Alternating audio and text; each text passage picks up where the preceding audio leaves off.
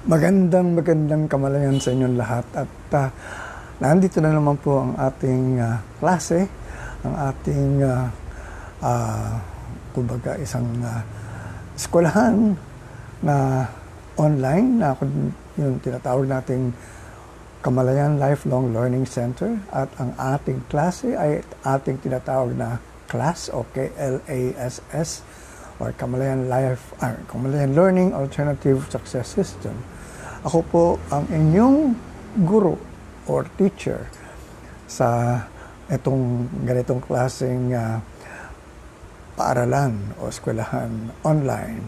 At ako talaga pinaninindigan ko na tawagin itong eskwelahan dahil from now on, I started this medyo matagal na kung saan ay nagbibigay talaga ako ng lectures dito sa ating ginagawa. Ako po si Tato Malay at makakasama ninyo ako ng isang oras at kalahati. Katulad ng isang klase. No? Actually, gusto ko nga iksian Kaya lang ang sabi ng iba, klase yan bitin naman kung masyadong maiksi. So, in spite of that, I still would want to lessen it, no? Pero kung talagang kailangan pahabain, wala akong magagawa. Talagang ang boss ko dito ay kayo, ang mga estudyante. Alright, I'd like to say hi to M. Centeno. Good afternoon to you too. At dito nga sa ating pag-uusapan ngayon ay may kinalaman ito sa nangyayari talagang I would say, importanteng mapag-usapan na maayos dahil nakataya dito ang kinabukasan ng ating mga kabataan, ng ating mga estudyante. Dahil ang tanong ngayon is, alright, kung talagang madedelay ang pagbalik sa eskwelahan, ay aking matatanggap yan dahil talagang siguro naman mas importante, or hindi naman siguro, mas talaga importante ang kalusugan o ang health ng ating mga kababayan, o lalo na ng mga estudyante, mga kabataan. So we have to really make it our, I would say, talaga natin, ang purpose talaga is to really keep ourselves healthy.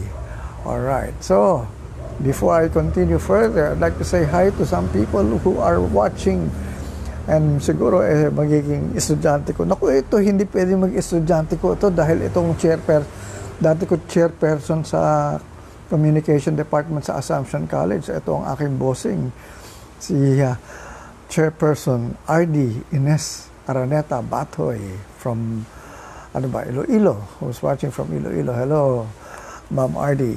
Ayan. And Hil Sabado, isa ko rin bossing ito.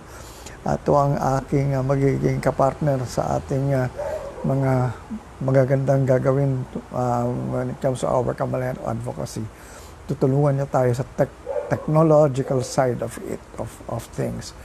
In technology, in terms of putting up a good website, yung ating mga pag-edit ng ating programa, tutulungan niya tayo dyan. So, sa branding yan, at ating mga kasama si Hil Sabado.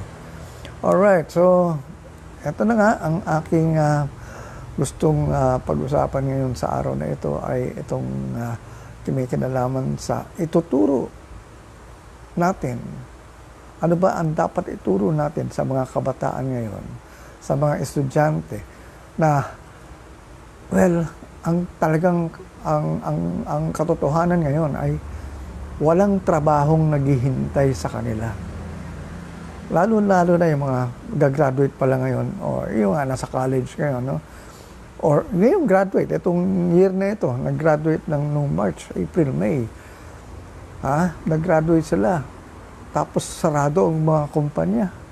Sarado ang mga opisina. Walang trabahong makuha. So, ang tanong is, ano ang kailangan matutunan natin ngayon sa ganitong klaseng sitwasyon? Hindi pwedeng sasabihin natin na, hintayin natin mawala ang virus o ang COVID-19.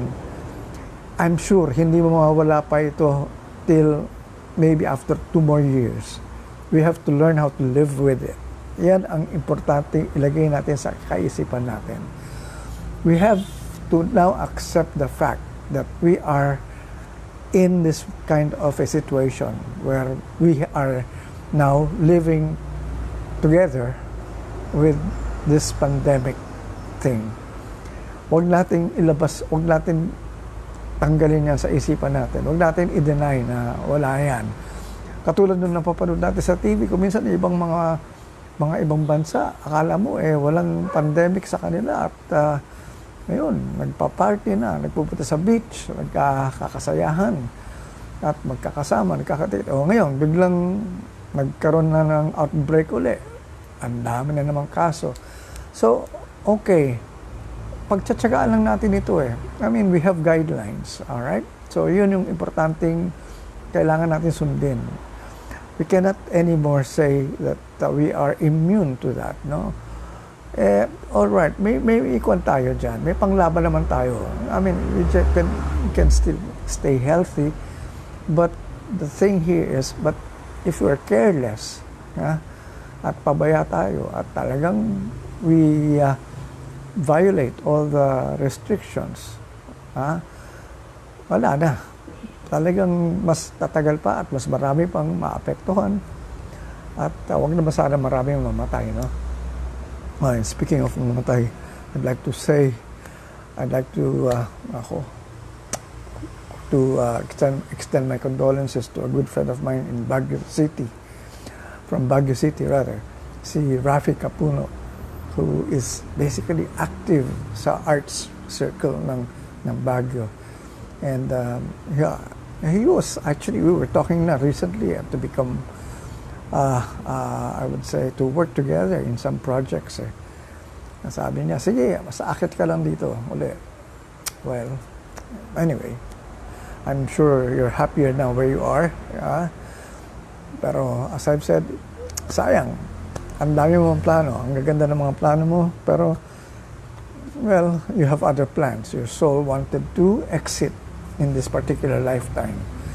Siguro nga, nung na-realize mo na wala ka masyadong magagawa, para bang, okay, sayang lang ang panahon ko ngayon, time to exit muna and reincarnate some other time very soon. Yan. Alright, I'd like to say hi to Tess Luis. Si Tess palagi nanonood sa atin. And si Lolita Villanueva Gibbon. Okay. Alright, so again, as I've said, we have no normal. Wala na yung new normal. No normal. We cannot have normalcy. Yan ang kailangan natin tanggapin. Kaya nga sa eskwelahan, hindi na pwede yung sasabihin ng face-to-face pa We cannot anymore see our students risking their health, going to school, attending classes, and then, yun na nga, makikiging ko lang, stressful lang. Kawawa naman yung mga bata. No? So, eto na ngayon talaga. We have to accept the fact that we cannot anymore ignore the online learning, the e-learning that we call it.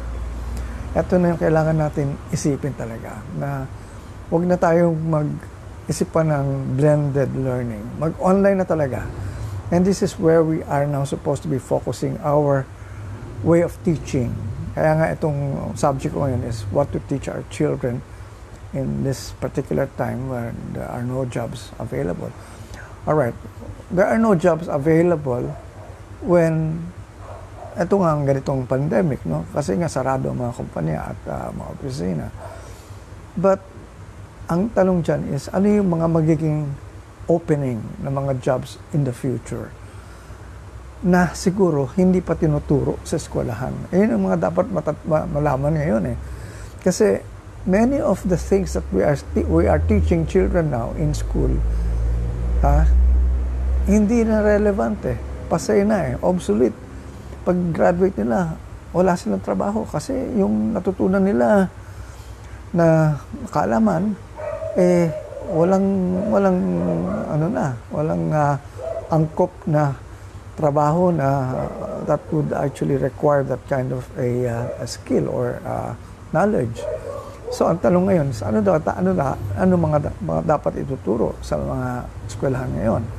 And this is where we are now going to really take some time in really finding out what are more of the kind of relevant things that we really have to address or to really focus on. So ito na ngayon ang mga bagay na kailangan natin mga maintindihan. But before I continue, papakita ko sa inyo. This, ayan, nakikita niya, no? This is a gadget. Ito na ngayon ang importante. Ito na ngayon ang kailangan ng mga bata, ng mga estudyante. This is a phone dahil may telepono sa loob. Pero more than just a phone, this is a powerful gadget where students can really get now their online learning. Sa YouTube, sa Google, marami. Or kung may mga apps na ang Department of Education, they can access it through this. Ito na ngayon ang pinaka-importanting bagay. Hindi na natin ito pwedeng sabihin na disruption or istorbo lang yan sa mga bata. Hindi yan istorbo. This is a need now. This is very important na maturuan natin ang mga bata magamit itong bagay na ito na tama to their advantage. Now, my lifelong learning, ako ay nag-aaral ng maraming bagay sa Google, sa YouTube, sa mga bagay na pwede kong ma-research on. No? Ang daming mga websites na pwedeng puntahan na pwedeng magkaroon ng mga kaalaman. Ang daming mga libro na pwede mong mabasa na libre. May mga libraries online, free books. Or kung gusto po talaga bumili, Amazon, andyan. So wala na tayong problema when it comes to learning. It's all here in this small thing. Or kung gusto nyo ng laptop, di okay, laptop kayo. Pero dito pa lang nagkakatalo na. At ito ngayon ang talagang importanteng maintindihan natin na dito na natin makikita ngayon ang mga importanteng kailangan natin malaman. Ngayon, yung mga teacher or magtuturo, ang tanong dyan is, sanay ba kayo magturo online? Kaya ba ninyong magturo online na very interesting ang dating nyo? Hindi yung OA naman, no? Pero yung talagang panunuorin kayo ng mga bata. Kasi, syempre, nandiyan pa rin yung tinatawag nating attention span ng mga bata. Pero, again, if you really are able now to connect to your students because of how you actually yung way of talking mo, your way of actually explaining things na talagang ang dali maintindihan. At not only that, hindi ka confined sa pagtuturo with just your voice. You can use animation, you can use texts, you can use videos now na talagang ang dami niyong pwedeng magawa ngayon because andyan na lahat if you will just be creative enough. That's why nga ito nga gusto kong ma-address muna yung mga teachers before I talk about what we should teach our children. Yung mga teachers, dapat, okay, lahat kayo may kanya-kanya expertise. Pero siguro, among all the teachers na nagtuturo ng isang subject, siguro, if you're if you're in one school, choose who among you is the best teacher na pwede online. Tapos yung iba, parang work as a team. Kasi hindi lahat pwede magturo ng kanya-kanyang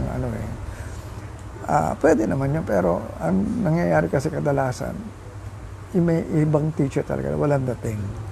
Kapag wala kang dating, ang problema dyan is nasayang mo yung oras, nasayang mo ang mga pagkakataon.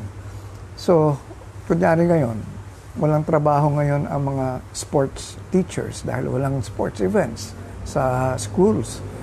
You can make use of them in terms of being part of the team. No? You can actually include some siguro ano tawag dito, exercises. Magkaroon kayo ng parabang PE class na nagbibigay kayo ng exercises. Kasi if the students are just at home, wala lang activities yan. So, ito yung kailangan nating makita na meron din silang movement. No? Hi, I'd like to say hi to Ogie Alcacid. Ito yung aking idol, one of the best singers, or if not the best, OPM singers. Alright, so, continue. Again, as I've said, e-learning now is the more, I would say, preferred way of teaching students now. Wala na tayong huwag na natin balikan pa yung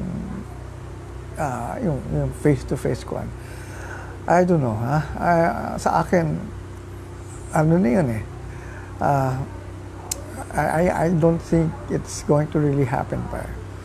Una-una, kalagayan natin dito, wala tayong masyado maraming transportation ngayon. So how can students and even their parents accompany them go to school? Ito na yung nakikita natin malaking problema. Pangalawa dyan is, yun na nga, yung health factor, yung risk. Kasi talagang we cannot avoid it. Kung may isa lang estudyante na pumasok na may sakit, hawaan na yan. Ang mangyayari dyan, ila-lockdown yung eskwelahan. So, ang tanong dyan is, gaano katagal na naman kayong magbabakasyon para lang masabing lilinisin muna yung kuwan. So, to avoid all these things, to have a continuous learning in terms of yung class talaga, mag-online na talaga tayo. No? Ito lang naman ang magkakatalo na sa ganitong gadget. Huwag na natin sabihin na hindi ito pakalakasin na natin yung mga Wi-Fi. We really have to now spend. Now, ito nga yung magbibili kayo, magti-tuition fee kayo. All you have to do now is convert your tuition fee to a gadget. I mean, yung magkano yung gastos ng isang, like for example, laptop or cellphone. So, dyan na natin bigyan ng pansin yan. Hindi na natin pwedeng iwasan o i-ignore. Okay. One thing that we really have to make students really learn is to learn how to love learning. Yan ang hindi tinuro ng tama ng eskwelahan. I myself was a victim of that. I don't blame anybody else. I don't want to start blaming the school, the teachers. Pero as to my experience, I didn't really like going to school. I didn't like studying because it wasn't properly taught to me how to love learning. Doon pa lang, na pinapwersa ka na mag-aral, magbasa. Magbasa ka ng mga bagay na hindi ka interesado. It destroyed my love for learning. The only time I actually got back or went to really love to learn again, when I actually got out from school. When I started realizing that I never learned anything from school, I knew I had to educate myself. And so that was a time I started reading all the books that I could actually read that interested me. Interested. Hindi yung kailangan kong basahin. Walang forced doon. Even my friend who actually told me nga, I will not tell you what books to read. Sabi niya sa akin, bahala ka. So that's what I did. I went to the bookstores and looked for the books I wanted to read. And true enough, magbabasa ka pala talaga ng mga libro kung interesado ka. Pero kung hindi ka interesado, kahit na sabihin mong nandyan na yung libro sa harapan mo, hindi ka Ako nga, nandyan lang nga sa harapan ko eh. Hindi ako makausad sa second page o sa third page eh. Wala eh. Sayang nga. And that is exactly what I am now telling teachers. Make students really love learning. Yan ang importanteng bagay. At ito ang mga misconceptions na ating kailangan ngayon pag-usapan before we start really talking as to what to teach our children. We are not going to teach our children to earn a living. Yun ang tinuro sa amin. Karamihan sa atin na nag-graduate, you have to study hard so that you can get a job. Yun ang to earn a living. Ano ang masama doon? Meron bang masama doon? Practical naman yun kasi kailangan mong kumita ng pera. Di ba? Yan yung sinasabi natin. Tama, oo. Kailangan nga. Pero, if that is the only purpose of education, to earn a living, to be able to get a job, to earn a living, I think yun ang I would say, unfair thing to really tell students. Because what is education really? Why are you educating a person? Hindi ba?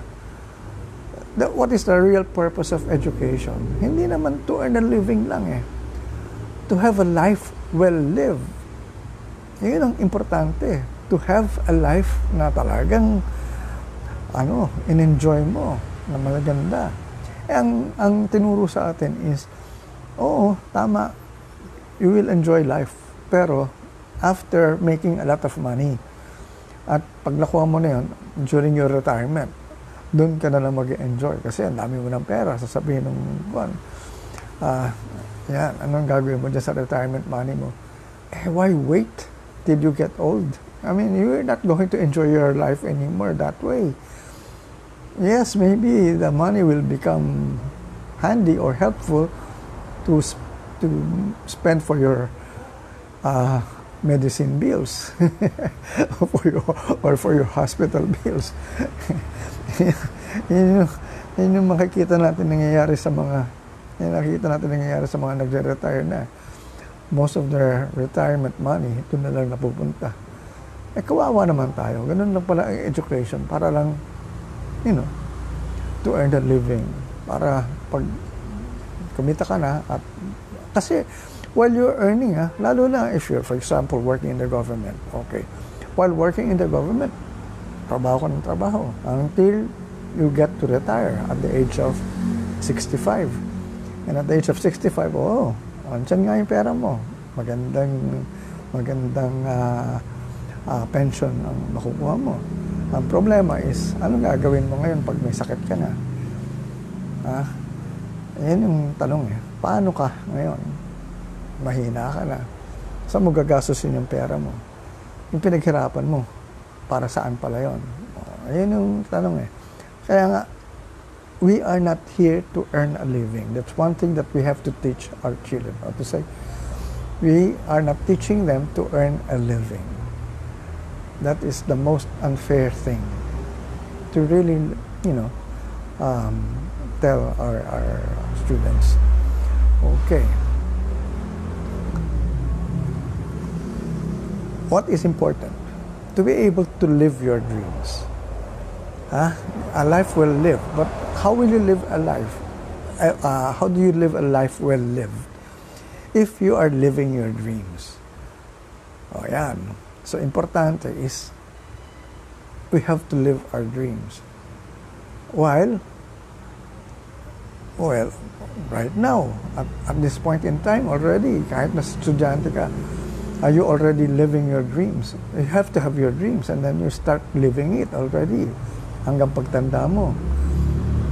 Hindi yung pwede. Kasi okay, ano ba ang dream? Let's discuss that. Ano ba ang dream? Normally, if you are a child, let's say you're 10 years old, anong dream mo? Di ba, ang dami mong pantasya. I mean, imagine, that is when children really are very imaginative. And they're really living their dreams. Kasi, they pretend they are Superman. They pretend they're some superhero, So, ito talagang they live their dreams in terms of who they want to be. Yan. Hayaan nyo. Huwag nyo sirain yung kanila. Yung mga pangarap nila. Kung ano yung gusto nila maging. Encourage them. Support them. And, inspire them all the way. Yan ang importante yung kailangan nating ginagawa sa mga bata. So, ito yun. We have to really make them realize that you have to live your dreams. That's why importante to have a dream. Yan ang tanong. Ano ang dream ng mga bata? A lot of those students right now, they will take up a course thinking of what money or the kind of money they will get from having that kind of a job that they will see when they actually graduate, or having that kind of a job that they will get when they graduate. Yun yung pinaka parang dream na tinuro sa atin ng eskwelahan na what course do you want? Kaya nga madami nag-nursing hoping to be able to earn a lot of money, hoping to go to another country like the United States. Walang masama doon. As long as, sana, ang tanong dyan is, gusto mo ba talaga mag-nursing? Gusto mo ba talagang makatulong sa kapwa mo? Talagang magbigay ng care. Mag-alaga. Yan ang tanong Kasi right now, ang daming kumuha ng nursing, ang daming kumuha ng medicine. Ito mga frontliners natin. Delikado ang nangyayari sa kanila ngayon. Sila yung talagang at risk in terms of getting the virus. And so, ang tanong nga dyan ngayon is, if you took up nursing or medicine for that matter, just because you wanted to go abroad, and ito ka ngayon, nasa hospital ka ngayon, naka-umpletong gears, PEP, tama ba yun? Yung damit, o yung parang uniform ngayon, at saka yung mask. And so, ito na ngayon, yan ang ginagawa mo. And every day now, you're faced with the danger of being exposed to that virus. And so, ang tanong dyan is, was that your dream? Sana. Kung yan ang dream mo, in spite of that, gusto mo nandiyan ka dahil gusto mo talaga makatulong sa mga taong nasa bingit na ng kamatayan or mga nakakuha ng ganitong klaseng sakit, makatulong. So, dapat ganun ang natin. That's why we really have to know who we are. That's one thing that we really have to teach our children now. Now, I'm going to start now. To talk about what we really have to teach our children. All right. But sige. When I say wala nang jobs in the future, kasi baka mamaya sabihin nyo, may jobs pa naman Yeah, of course, may jobs. Andyan, siyempre, importante. Yung mga jobs sa mga frontliners natin, importante yan. Kapag wala yung mga doctors natin, yung mga nurses natin, yung mga mga med-tech, o medical technicians natin. Magkakagulo-gulo ang buhay natin, Especially now, much importance now is being given to health care. So, importante sa atin ngayon yung ganyan klaseng trabaho. Hindi biro yan. Ito ngayon ang tanong Importante nga, nakita natin Pero bakit ang baba-baba ng sweldo na binibigay natin sa kanila? Kailangan baguhin na natin yung mga ganyang klaseng pag-assess ng kung sino ang kailangan mataas ang sweldo at kung sino yung mababa.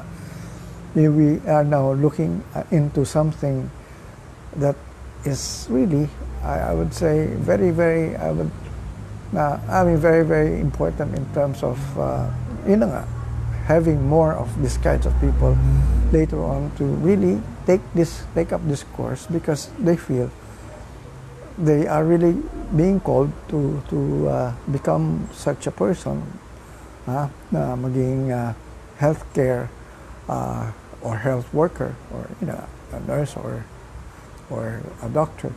Pero yun na nga, we have to give them the necessary compensation. Yan ang importante. Okay. So,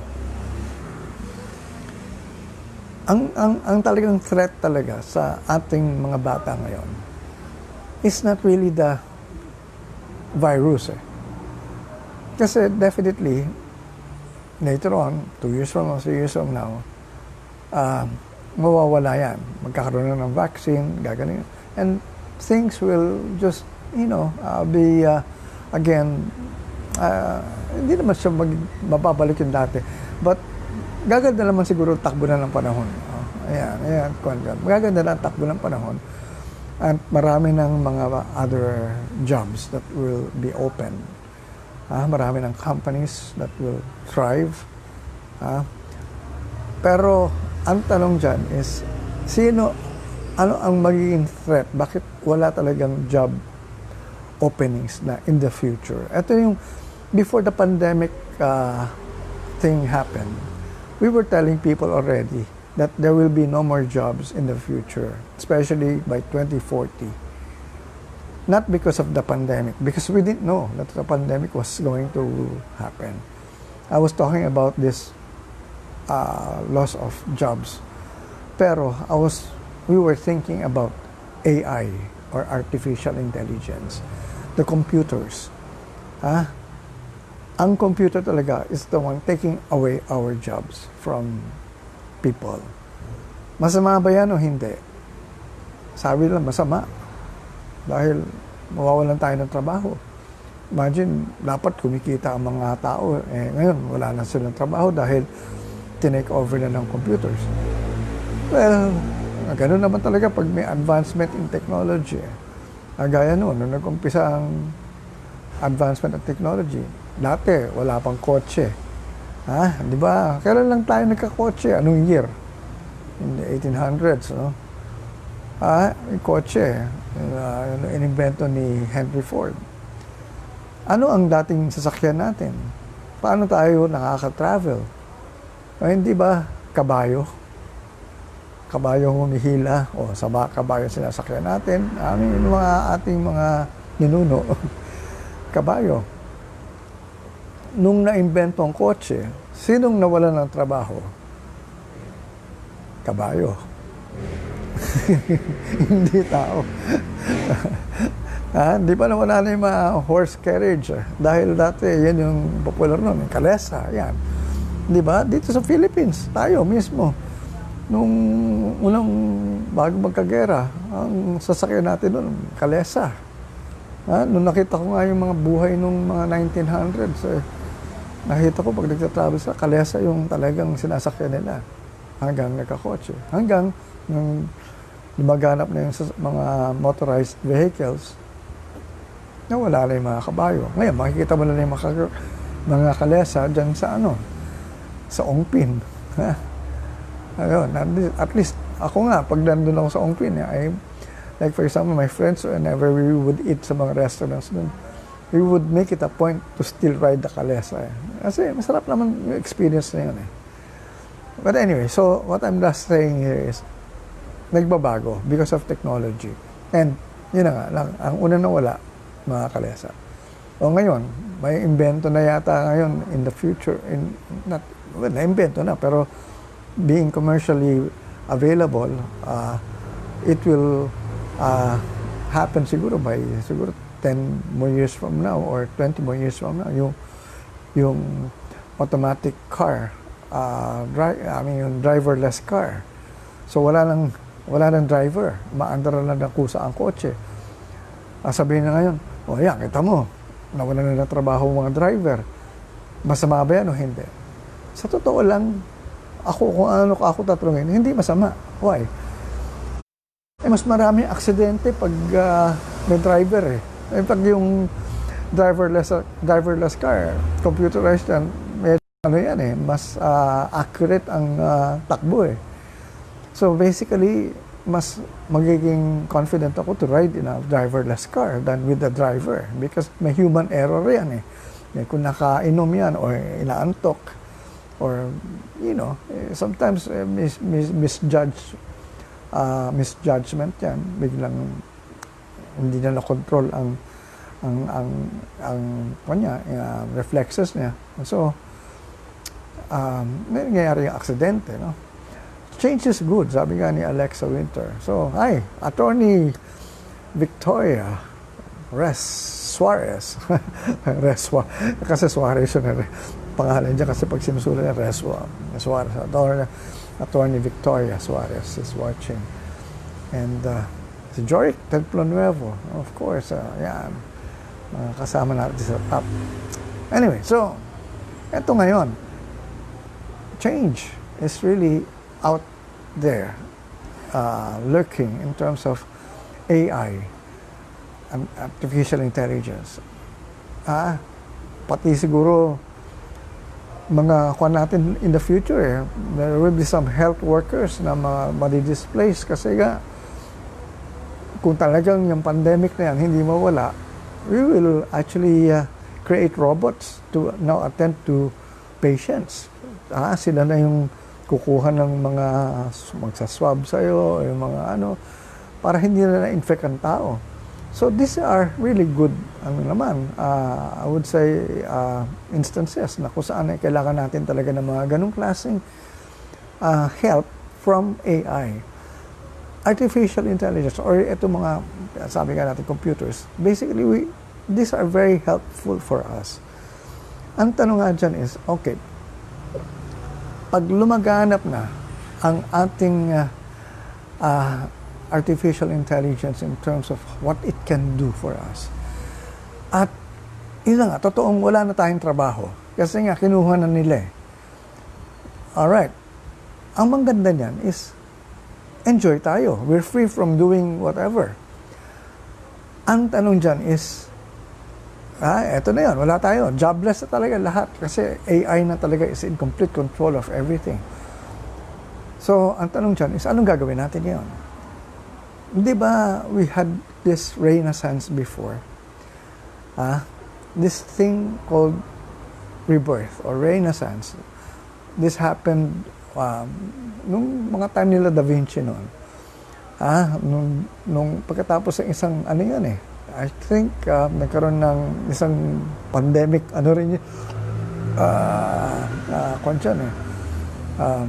tawag dito, period, no? Kung saan marami namatay. But after that, there was this rebirth. And a lot of things were created. The arts flourished. So ang tanong dyan is, what will our renaissance be like? Definitely, things will start becoming rosier. Mas maganda na. Kasi kung ang AI will just do everything for us, hindi na nga tayo magtatrabaho. So, wala tayong gagawin. Mag-enjoy na lang tayo. So, ang tanong dyan is, anong gagawin mo ngayon? Yan ang aking pakay dito sa ating subject ngayon. Anong ituturo mo sa mga bata ngayon na wala nang trabaho? Kung saan ay pag-graduate nila, wala silang gagawin kasi AI will be in control. Hi, Jerry Villacorta. Ayan, ito kay kabatchmate ko to sa Don Bosco High School. Alright. Okay. So, ang tanong nga dyan is, wala na tayong trabaho. So, since wala tayong trabaho, wala tayong gagawin. Wala ba talaga ng gagawin? Meron. Anong gagawin natin? Ito na yun. Katulad nung nakita natin doon sa Renaissance, what is your gift? What is your talent? What can you do? Aside from the arts, marami naman tayong mga gifts in terms of writing, in terms of inventing. Kaya nga sila Da Vinci, they were inventors. He was an inventor, he was a painter. Ang dami niyang ginawa sa buhay niya. Because during that time, wala silang ginagawa kung hindi enjoyin lang nila yung buhay nila. And that is what we are looking at now also. What will we do with AI in place? Dapat AI should work for us. As a matter of fact, eto nga ang maganda kong nakikita dyan kung talagang masusunod lang yung vision na nakikita ko Kasi pag ang AI can do everything for us, at kunyari tayo sa Philippines, AI is in place, no? Talagang everything is already turning out well. Yung farming natin, yung mga groceries natin, yung mga food natin, napoprocess na maayos through AI. So talagang everything that we need, dumarating sa atin na maganda, na maayos, and ano. Ito na yung tanong dyan So, pag maganda na yung takbo ng buhay natin, dahil nga, andyan na yung AI, produced. So, hindi na natin kailangan ng pera. In terms of sweldo na to earn a living. As a matter of fact, just like in some rich countries, dapat nga tayo sinisweldohan. May sarili tayong income na not because of a job that we're doing, but because for our needs to buy things. To buy whatever. Yun ang importante na. Meron yan tinatawag na I forgot yun. Parang income. Basta binibigay ng government yung income mo. Na wala ka ng trabaho, hindi ka kailangan na magtrabaho. I think in Finland they do that. Or in other parts of Europe. There are countries na ganyan, no? Na wala silang trabaho, pero they get their income from the government. And at the same time, they're well provided for. So yun ang nakikita ko sana mangyari. Na yung AI natin can really produce everything for us. And then eventually, we will become very rich. Ito na yung talaga nakikita natin maganda sa buhay natin. Wala tayong ginagawa. Pero we cannot be bored. Kasi ang problema dyan, pag na-bored ka naman, kasi kung wala kang ginagawa, mahirap din yun. So, ang tanong dyan is, what will you do when you're not going to work anymore? That is where you will now turn to your insight, to your gift. You have to develop whatever you have there and share it with people. So if you're a singer, you should sing. If you're a dancer, dance. If you're a painter, paint. May kanya-kanya tayong regalo. So yun ang dapat pinag-aaralan natin. Yan ang mga bagay na kailangan natin matutunan according to what we want. Not according to what other people want us to do. This is the starting point now. Dito, itong pandemic na kung saan ay natigil lahat. We have to take a look at our education system now. Because definitely we have to change our curriculum. No? Yung curriculum natin na ang dami-dami natin nilalagay sa utak ng mga bata for what? After 1 week or 3 days, nakalimutan na lahat yung pinag-aralan. Minemorize lang dahil kailangan ipasa sa test yung subject na yon. Pero hindi na gagamit. Sayang yun. Pero if you develop the talent, if you develop the gift of the person, at na-nurture mo yan hanggang sa pagtanda niya, ang ganda ng buhay niya. Talagang, eto na yung kanya. So, what are the things that we have to really teach our children? Yun na nga, we have to now really, I would say, teach them to know who they are. Self-awareness. Importante yan Hindi pare-pareho ang bawat isa sa atin. So, we have to know, or we have to make them aware of who they are. Not what we want them to be. Ang eskwelahan kasi, ginawa tayong pare-pareho Kaya tayo may uniform para itsura natin, magkakamuka, pare-pareho. We have to follow rules. Kasi nga, we were actually programmed for a factory during that time. Itong educational system natin is programmed for factory workers. Hindi na tayo factory workers. The factory is not anymore there for us. AI is taking over factories.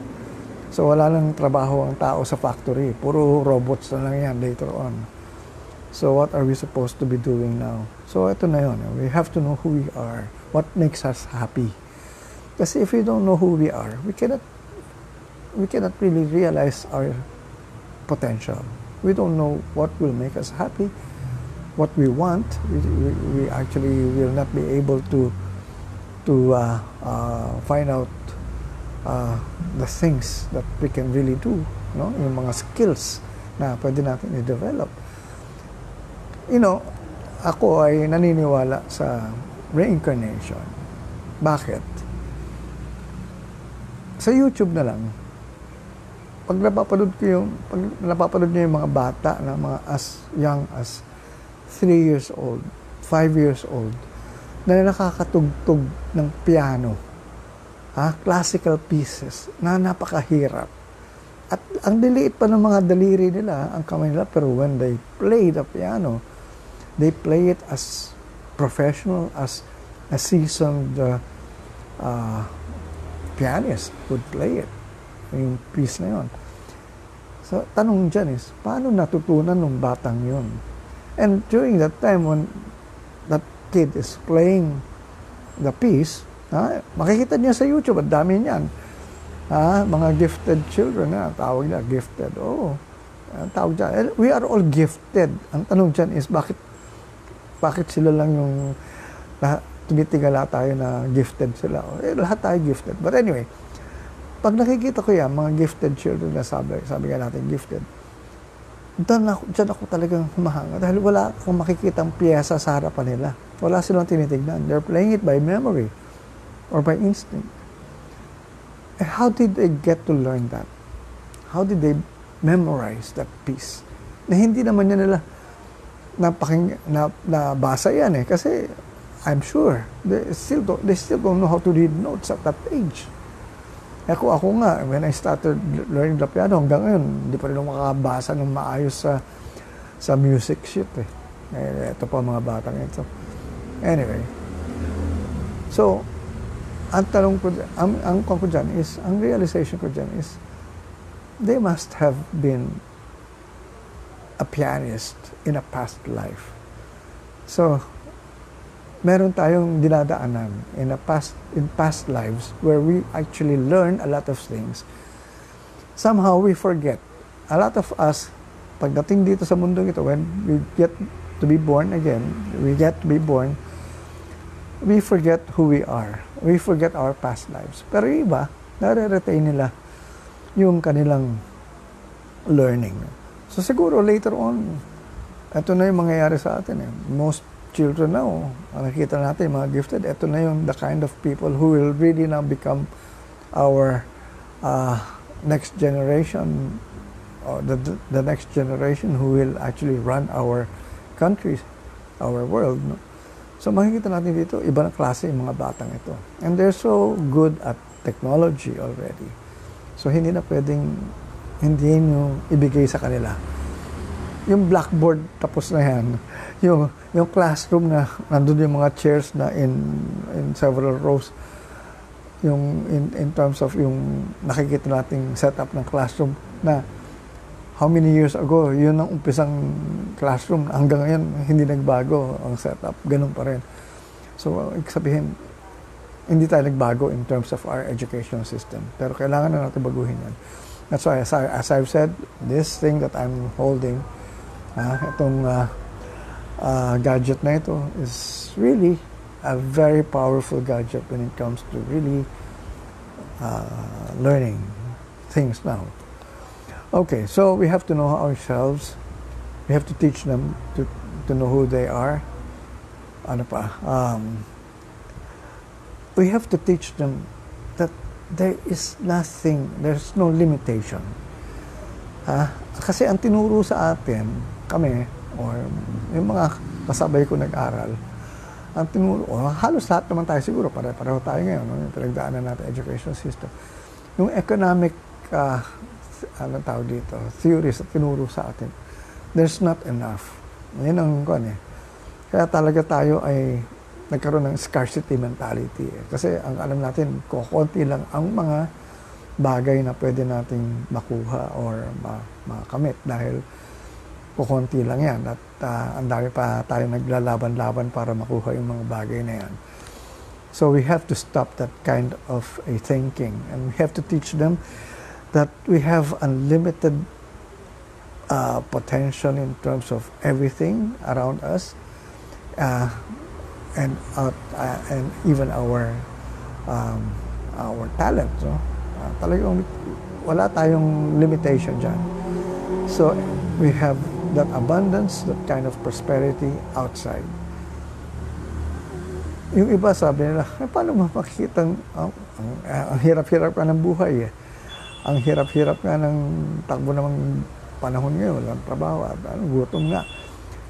Siguro sa iba, pero sa iba, hindi. So those who believe that it is a beautiful world that we are living in, a bountiful world, abundant, andyan yan. Because kung ano yung nandiyan sa pag-iisip mo, sa kamalayan mo, yun ang mangyayari sa buhay mo. Yun yung hindi tinuro sa atin ng tama eh. That's why we have to really learn that we have unlimited potential in what we want to become. We are not limited to anything. So, huwag tayong magsasabi na, ay, hindi pwede yan, hindi ko kaya yan. Pwede yan lahat. Walang imposible. Kaya, huwag tayong maglilimit. The school actually created that limitation in terms of what we could become. Ay, ikaw, ganito ka lang, hanggang dyan ka lang. Ito, ay, naku, mahina ka, hanggang dyan ka lang. Ginoon tayo.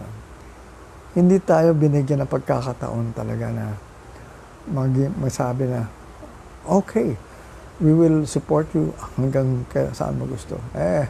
Sa atin, pag nakitang, ay nako, wala talaga ito, ibabagsak ko ito, or sa akin, gano'n. So, that is not what we want to teach our children. What we want to teach our children is, we have to tell them that they have unlimited potential.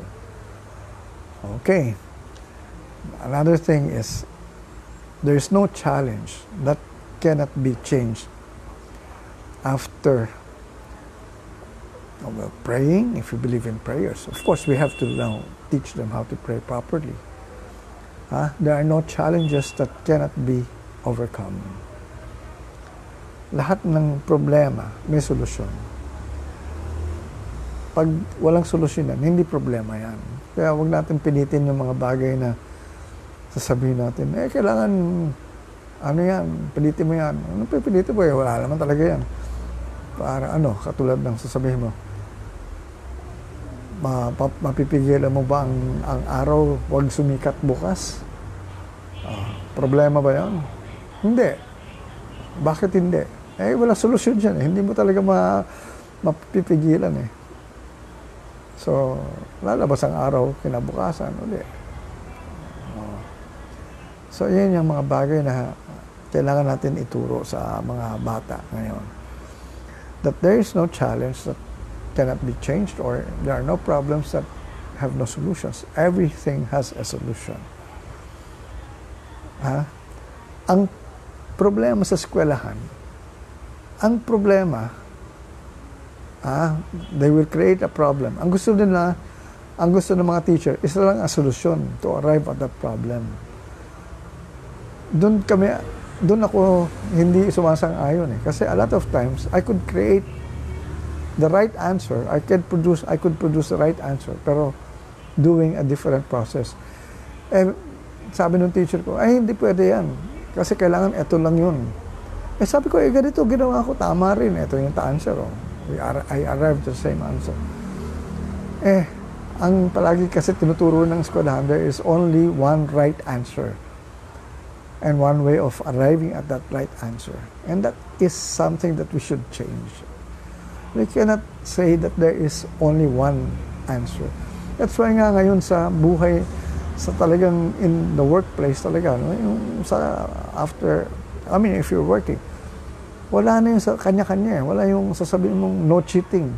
Now, cheating is allowed. Collaboration is allowed. Why? Because there's no one answer. there's no one right answer.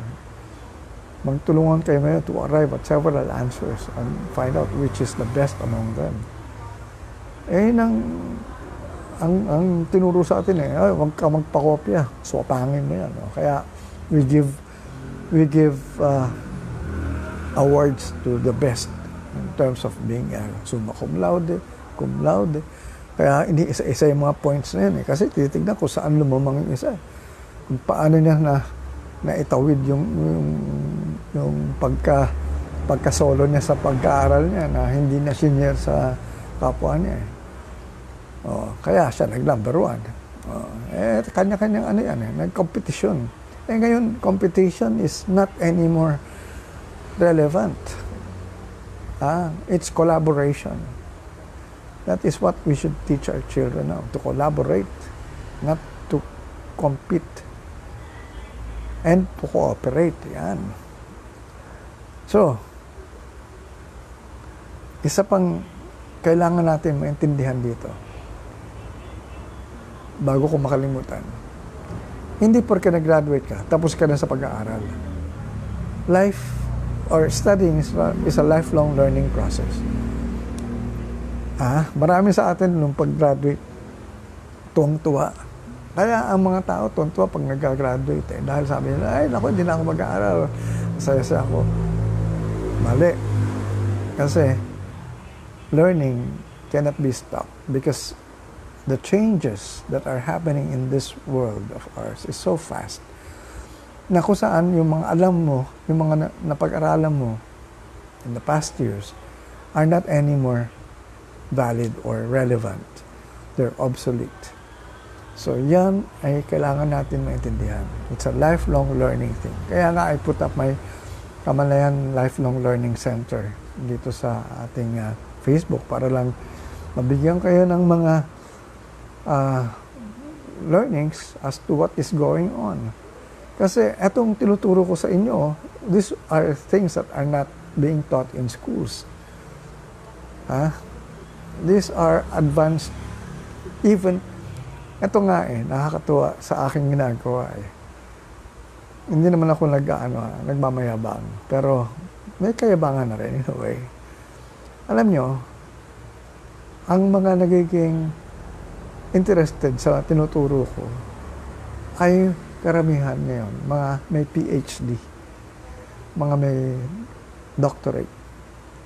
And if you want proof, I can show you proofs. Why? How? Well, they quote my book or what I've written in my book. Many of the things that I've written there, they quote it, or they quote, and they actually put it on their paper, in their, yung iba, mga sa dissertation nila, sa thesis nila, yung iba sa mga academic journals nila. So I'm being quoted. So what I'm saying here is, see, I mean, I have something that is not being taught in a regular school. Otherwise, they will not waste time listening to me or to read my book. Sabi nila, alam na namin yan hindi. Hindi pala nila alam. Ngayon lang nila nalalaman. So that means I am very much relevant.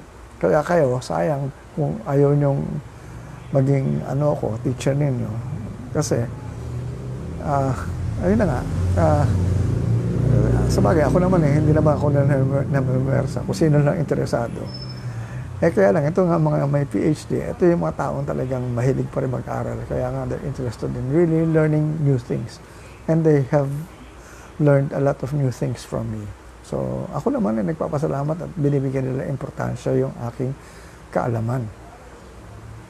Okay. Oh, si Joy Bongkin is watching. Alright, so, to continue.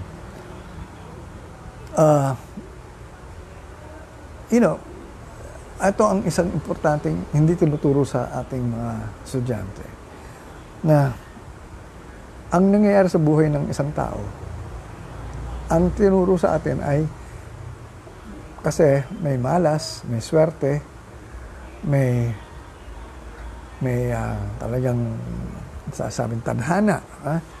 They believe in fate, which is not true. Everything that happens to us, it is done according to our beliefs. Kung ano yung mga paniniwala mo, yun ang nangyayari sa buhay mo.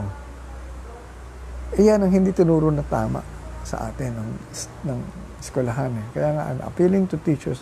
This is what we should teach our children now. That everything that happens to you happened because of what you believe in.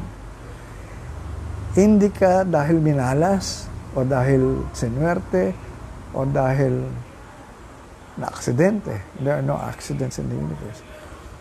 Everything is happening in your life because of your consciousness, because of your vibration in terms of what you're thinking, what you're feeling. Lahat yan may vibration yan because we are basically energy. And so, when you are vibrating something, when you say vibration, kasi kung minsan ito hindi naintindihan na karamihan, if you're feeling something, gagalit ka, you are vibrating something there. You are vibrating anger. And so, because you actually were vibrating on that level, yung anger mo, yung galit mo, yan, energize mo. Yan. Siguro, that's a better word to it. Energize mo yan. So, may frequency yan na pupuntahan. At kung saan man frequency yan, kung sino yung katapat nung yan, merong kang ma-attract na bagay o isang tao na kung saan yun ang magiging katapat mo. Okay, to explain it further. Kunyari, galit ako ngayon. Galit ako. At nag-drive ako ng kotse ko. I left the house feeling angry. Sama ang loob ko, may nakaaway ako sa bahay. So, nag-drive ako ng kotse ngayon. Galit ako ngayon. So, in my consciousness, andyan yung galit ko, paspas ako ngayon. Okay, I'm very careful. I am Pero bigla ako nabangga. Oh, ano ito? Bakit? Nabangga ako. Alright. Ito yung learning dyan. Ito yung dapat yung matutunan. Yung nabangga mong driver o yung nagdadrive din ng kotse na nabangga mo, basically was on that same frequency as that of yours. You attracted it. Kaya nagkatugma kayo. Hindi yan swerte, hindi yan malas, hindi yan aksidente. You were really going to make it happen in your life because that was your frequency. That was what you were vibrating. So, yan ang hindi tinuturo sa atin ng maganda. Or bihira ituro yan. Or I think, hindi talaga tinuturo yan. Ang sasabi lang dyan, malas ka lang. Bangga ka. At sasabihin, kasi hindi ka nagdadasal. Pati pagdadasal ngayon, parang sinama mo pa dyan. Iba nga, nagdadasal nga pero nabangga pa rin So, anong kwan nun? Sisisingay nila ang Diyos. Kasi nagdadasal ako, kaya ako nabangga. No. Everything that happens to you happens according to your belief, according to what you are vibrating, according to what you are now transmitting in terms of your energy. That's a principle. That's a universal principle that I teach. And we have to understand that very well. So walang tsamba, walang malas, walang aksidente. Everything that happens because it is basically emanating from us. So lahat ng mga bagay na nangyayari sa buhay natin, nagsisimula sa atin, sarili. Turo nyo ng tama yan. I'm trying to reach out to teachers, to teach your students. Kasi kayo ang merong mga pagkakataon to talk to them. Tell them that anything that happens to them, to your students, happen because of their beliefs, because of what they are thinking of, because of what they are feeling, because of what they are imagining. So, hindi pwedeng sasabihin natin na minalas o sinwerte o na-aksidente. Okay. Ito nga eh. So, ang tanong dyan is, bakit ako pinabayaan ng Diyos? Pinabayaan ka ba ng Diyos sa nangyari yun? Yun ang kagustuhan mo eh. Hindi ko naman ginusto yun eh. Bakit hinayaan mo na magalit ka? Gusto mo magalit ka. Gusto mo yung feeling na galit ka.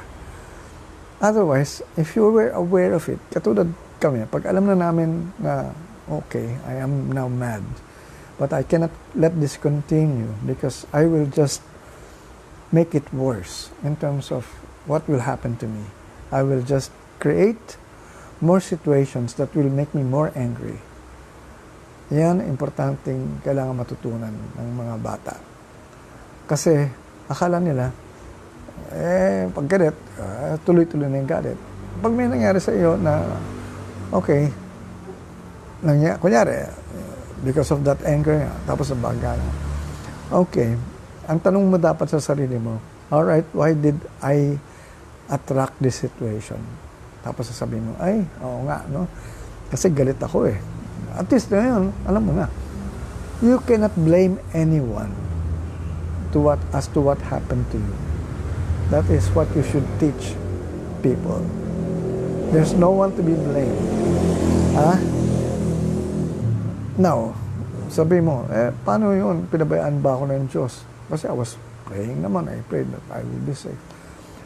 It is God's nature, actually, to respond to whatever you're feeling. God always says yes. And because you were mad, God allowed you to be mad. You have free will. Hindi naman sinabi ng God, oy, bawal yan, huwag ka magalit. God cannot do it for you. Why? Because He gave us free will. Do you understand what free will is? You can do whatever you want, provided you know there are consequences. So God allows all these things to happen. Tapos sasabihin nyo, blasphemous ako. I tell you that my God is someone who actually would just say yes to everything that happens to me. I am just telling you that God is a very loving Father, that God always wants the best for me. God always says yes as to what I want. So why would He stop me? In the same way that my father before, I was spoiled from my dad. Anything that I asked from my dad, from my papa, lahat ng mga toys ko, I got them. Kahit na mahal. Alam po, magkano lang naman sweldo ng papa ko noon. He was just a government employee. Pero he always gave me what I wanted. Because he wanted me to be happy. And so, nakita niya, yun ang gusto ko. So, practically, I got a lot of things. My first guitar, I wanted to learn how to play the guitar. What was the first guitar he gave me? He gave me a very expensive electric acoustic with an electric pickup guitar na Gibson. See, Gibson yan. And during that time, up to now, a Gibson guitar is a very expensive guitar. So, kasi he wanted the best for me. Yun yung kwan dyan. So anything that I want, or anything that you want, God will always say, yes, that's what you want. I will give it to you. Bakit ka magre-reklamo kung nakuha mo yung gusto mo nga? Ginusto mo. Sabi mo, bakit yun? Malas yung nangyari sa akin. Kasi you were actually bound to receive it because that's what you wanted. God did not step in. Gaya ngayon, okay. Who created this pandemic? Sabihin mo, ang dami ko nababasa sa YouTube o sa Facebook ngayon na it was God who stopped everything because sumobra na raw tayo. It was God who actually took away many of these things. Pati nga yung pag may namamatay, ano ang sinasabi natin? Naku, wala, kinuha na ni Lord. Pati ba naman yung pagkamatay mo, si Lord pa ang may kasalanan? Ikaw may gusto nun eh. O, ito na naman tayo. Sasabihin nyo, ito talaga si Tato Malik, kung ano pinagsasabi. Look, God gave us free will. Alright? When you say free will, that means you're free to do whatever you want. So, ang tanong dyan is, what will you make out of your life? And anything that you make out of your life, basically, you decide. But who is the other one who decides? Since we are spiritual beings, ito hindi tinuturo, again, this is another thing that we should teach our children. We are really spiritual beings having a human experience. Yan ang hindi matanggap na karamihan eh. Ang iniisip ng karamihan, we are just human beings. We have a soul, but tayo'y tao lamang. And since tayo'y tao lamang, we have our limitations. Hindi eh. Hindi ba binago nga ni Jesus lahat yun? Na sinabi nga niya na,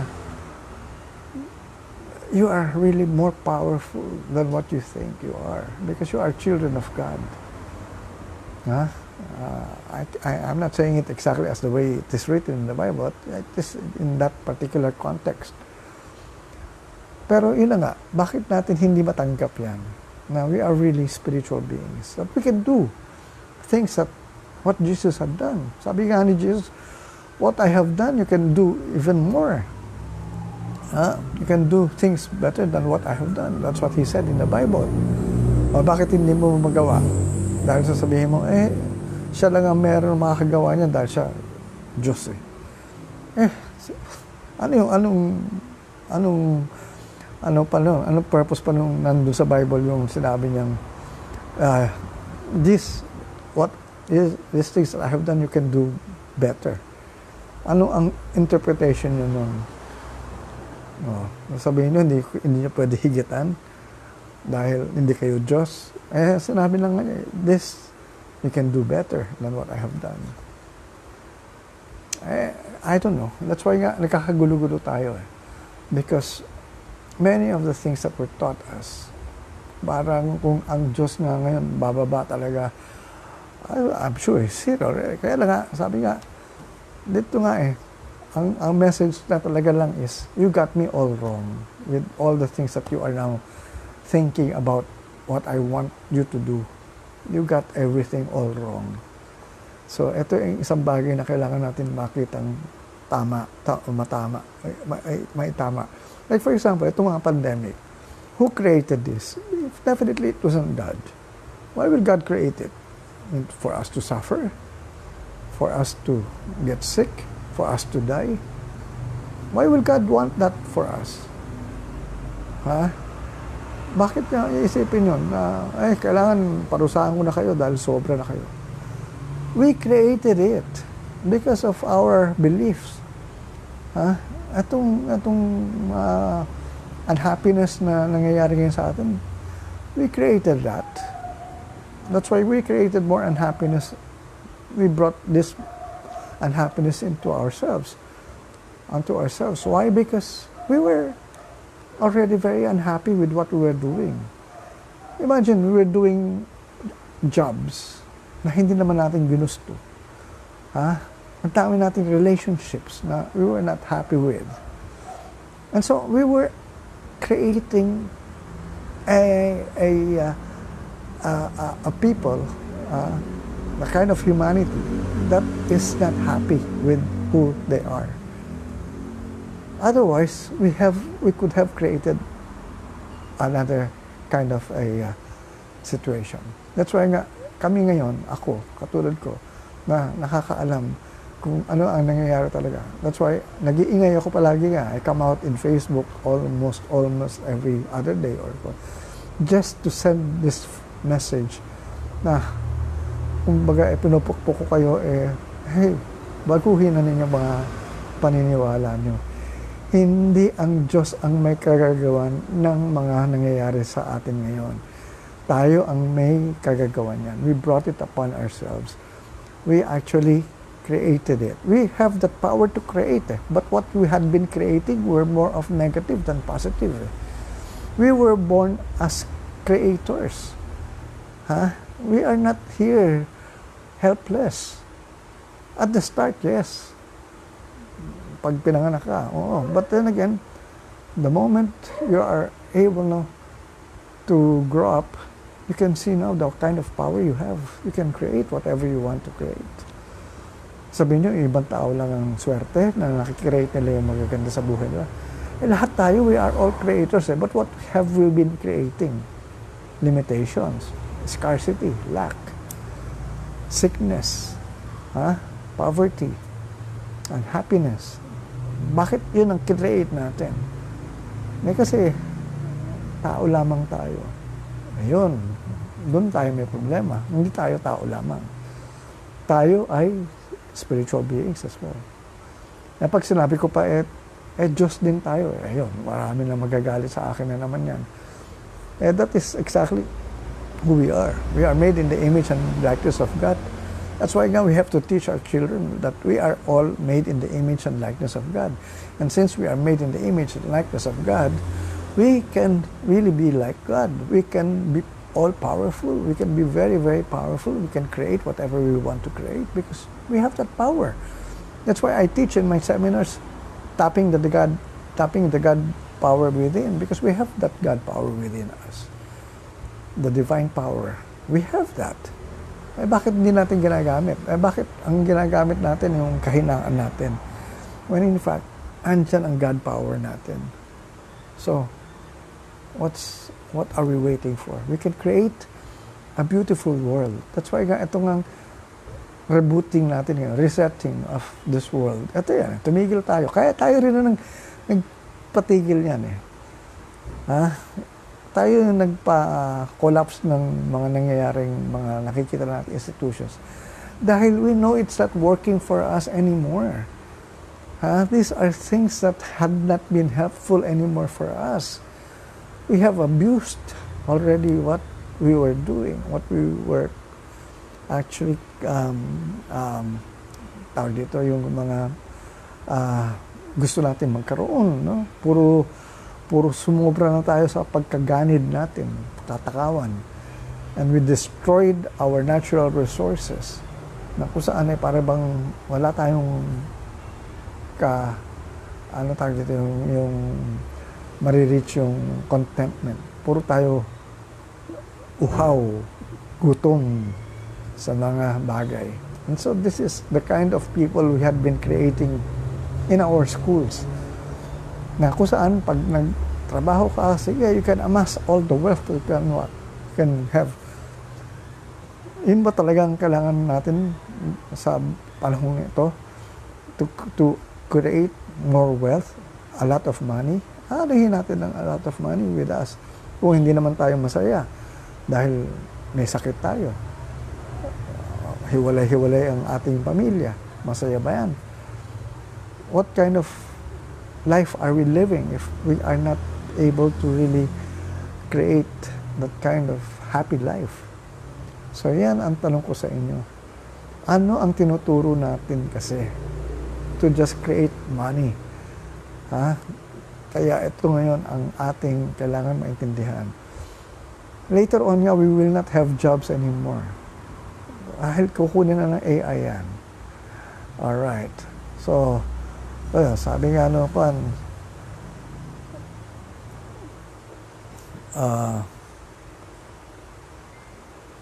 alright. So, I don't know. I am not able to read. Sabi ni Remo, death strikes fast. Tama. Why fear death? The only way to live is to live in the now. No more past, not in the future, just now. Totoo yan. Alright. So, okay. Alright.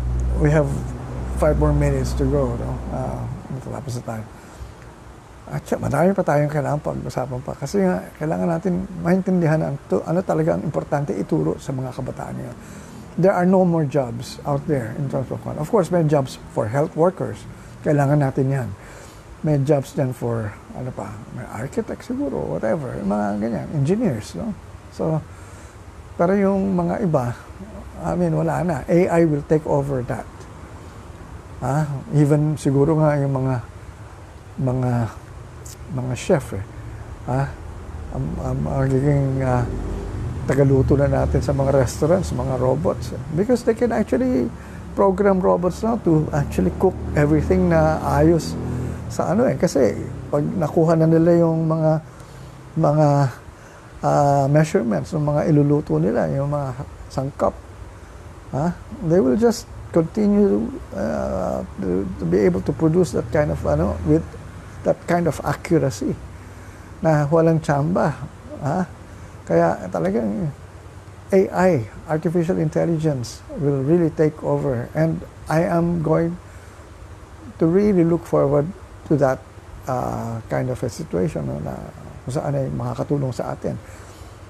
Ang tanong dyan is, artificial intelligence lang ba? Pag ang consciousness natin, kasi nga, ang lamang natin ngayon sa robots is our consciousness. Because it is our consciousness that can create. The robots cannot create. Well, of course, they can create other robots. No? Pero tayo, we can create the robots. I mean, marami tayong nakikreate. Kaya nga we are creators eh. That's what we were not taught. Kasi, what can we create? Practically everything. So many things. Pero, if the robots can already have that kind of AC, kung may AI, artificial intelligence, pag nagkaroon din ng AC, ay lagot na tayo. Artificial consciousness. Kaya, ito nga meron nang mga parang insinuations na baka matalo na tayo when it comes to consciousness din eh. Why? Because, hindi ba dati, yung chess, basically, the chess game, sa paglalaro niyan, mahirap yan eh. Strategy, ganyan, ang daming mga game plan dyan. And dati, mga masters talaga, mahirap talunin yan. Dahil marami silang kaalaman as to the strategies. Until computers were able to already defeat the grandmasters. I don't know kung 1986 yata yun when for the first time natalo na nga yung mga Russian grandmaster sa chess playing. Eto ngayon, there's a board game na mas mahirap sa chess kasi infinite possibilities ang meron dito. Wala kang limitation. Like sa chess, pag na-master mo na yung karamihan ng mga strategies dyan, yun na yun. Pero dito sa game na yung Go, merong nakatalong computer sa champion. And that is a warning to us. Kasi pwede mo lang talagang magawa itong bagay na ito because you're not using, pag nilalaro itong game na to, you're not using strategies. You're using more of your intuition. Kaya consciousness talaga. Natalo na ng computer. Sabihin, yung computer may consciousness na rin, may intuition. Mas magaling na sa tao. Yun ang mas nakakatakot. Pero ako, I'm not afraid of that. I can still not compete but control, all these things. Kasi ang importante sa atin ngayon is ayusin natin yung kamalayan natin. That is what we have now to really teach our children now. To teach our children to elevate their consciousness to a higher level. Hindi naman tinuturo sa eskwelahan yung kamalayan. So, nobody can teach it except ako siguro or a few. Pero yun na nga, pag hindi natin na itaas ang kamalayan ng mga bata, ng mga hanggang doon lang tayo. So, that is exactly the kind of problem we have now, right now. We have not been creating the ideal kind of a person or a human being that is supposed to now govern or lord it over our world. At ito ngayon ang kailangan natin makita. Na kailangan, ito na yung mga power na pwede natin ma-develop in us. That God power in us. Ito yung mga kailangan natin mga skills. Hi, Ramil Vela is watching also. And says, Guerrero Buenavista. Okay, so marami pa pero siguro mag-part 2 tayo on this, no? With that, I'd like to say thank you very much to all those who actually joined us for our class. And so we will continue this. I don't know if before Sunday, but definitely Sunday, we will have another class. So with that, I'd like to say thank you at magandang kamalayan sa inyong lahat.